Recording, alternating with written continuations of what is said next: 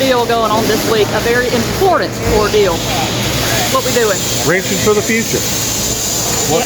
Yeah, if you've never heard of it, you look need to look it up. Please. I mean, it's the livelihood of our future kind of revolves around this, and wrenching for the future is helping keeping gearheads alive, fabrication, welding, everything that this country was built on. We still need it. So this program is very important. It's hands-on. It lets shop students get a feel to work with guys like myself and girls like Candace that been doing this for, you know, all our lives. And some of these kids have never, I mean, they're in shop classes, but they've never really got to just cut something apart, weld it back together. And we're doing a couple builds here this week, and we're going to turn this camera around. I'm going to hand the camera to Candace. She's going to take y'all around and explain some of the stuff that's going on. So y'all pay attention here. This here's Roger. Hello. He's the man behind the scenes of Wrenching for the Future. It wouldn't be here existing if it wasn't for him and his wife. The gray in his beard comes for a reason. Yeah, exactly. Yeah. But huge thanks goes out to you. Yeah, thank you. Everything's going great. I'm sure you saw there's 2 builds. None of my guys really knew about it until we got down here. Kids have been unbelievable. We've got a great group of kids this year, just like the last 2 years, 3 years. What more can you say? Right. We're finding kids that want to do this. So, and we had a girl yesterday that was unbelievable, never saw a welder before, and she could weld now. And then she started pinstriping, and very, very talented young people that never would have had a chance to do this if we weren't doing what we were doing. Right, exactly. So that's the best part. It's basically, unless your family was in the hot rod, and a lot of these kids never got to put their hands on this kind of stuff. No idea that we'd ever either exist or be here. Right. So, I do have a question. So what happens, y'all got a lot of builds, y'all have an unbelievable amount of tools and parts that y'all need. What happens when you won't run out of sponsorship money? We don't do nothing. It comes out of my pocket, right. And I can do what I can do, and that's it. You know, I work 52 weeks a year, 51 weeks a year, because I take a week off for this. So our biggest issue right now is finding that one business or person to get behind us to help us with some of the things. This is not, it's expensive, but it's not like, I don't need $1 million. Right. You know, I just need a company or a person behind me to help. And that's our biggest issue right now. Right. Biggest issue. It's definitely a big issue too. Yeah, yeah. Once the builds are done, Roger, what happens with the build? So then the build will get traveled around to a few shows, get it out into the market, let people see it, and then that's another issue, is finding the avenue to make the most money, because then we take a very small part of it to set up for the next build, and the rest of it comes back to the school for scholarship. Right. So we don't take nothing for us, or we don't put nothing in our pocket. It all comes back or goes on.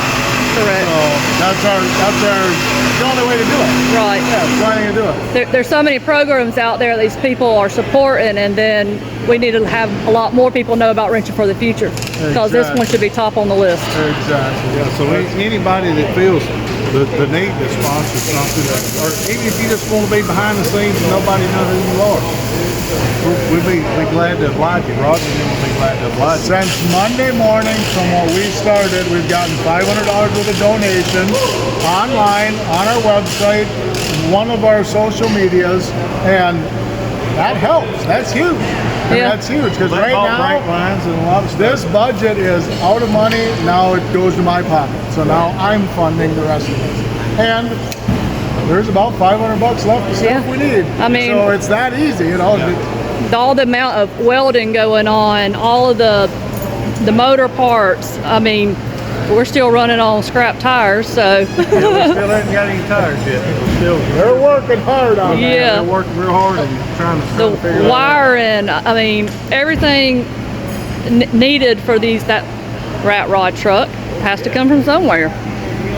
Brake lines, brake pads. I mean, an auto parts store that gets behind us is going to be the key. Right. They are going to be the key. Exactly. So, Most 'cause definitely. They have everything we need. And I don't know what company they would want to get behind this, honestly. Ain't figured that one out. Yeah, we're still looking. Yep. Well, I just want to tell you thank you for this program. I've always been huge on trying to keep hot rodding and automotive industry alive and well.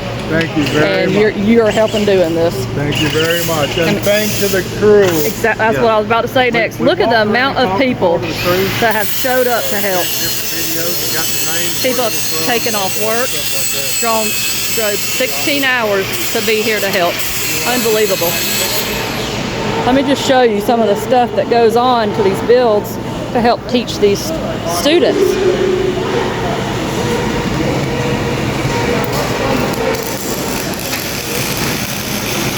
Got 2 builds going on at once. Many hands make light work.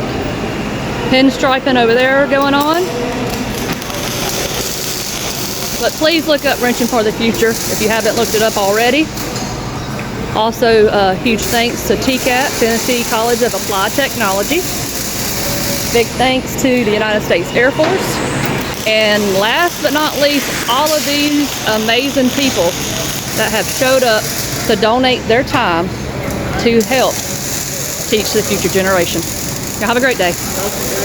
Thank you and your whole corporation for what y'all are doing, because this is so important. Oh, absolutely. And once I started getting spun up on what this was about, Right. Oh, I couldn't turn it down. I had to You be can't out put here. it into words. You got to experience it. Absolutely. And see, going around and talking to the students, every one of them learned something. They enjoy it. They having fun. And even the crew, you can tell they're enjoying doing this stuff too. So You can't help but to love it. it's awesome. So I'm glad everybody's enjoying it. Like I said, it's looking like it's going to be a good one. They're getting it ready over there. So excited for it. Well, this is here. Thank you. I appreciate it. Absolutely. Thank y'all.